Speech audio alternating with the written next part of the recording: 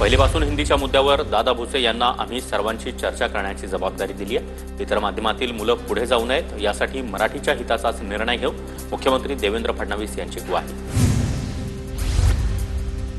भविष्याचा वेध घेत हिंदी भाषेचा निर्णय घेतला होता, पण मुख्यमंत्री योग्य निर्णय घेतील।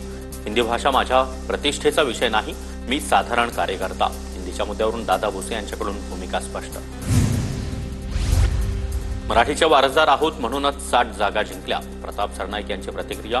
तर मराठीचं नेतृत्व स्वीकारलेल्या शिंदेंवर कोणी काही बोलू नये, प्रताप सरनाईकांचा राजू शेट्टींना सल्ला।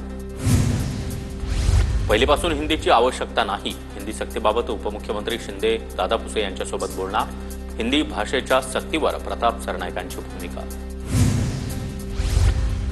आणीबाणीच्या काळामध्ये भारतात लोकशाहीची हत्या करण्याचा प्रयत्न झाला। आज कुठल्याही चौकामध्ये उभं राहून पंतप्रधानांना शिव्या देऊ शकतात, कारण लोकशाही जिवंत आहे। फडणवीसांचा काँग्रेसवर हल्लाबोल।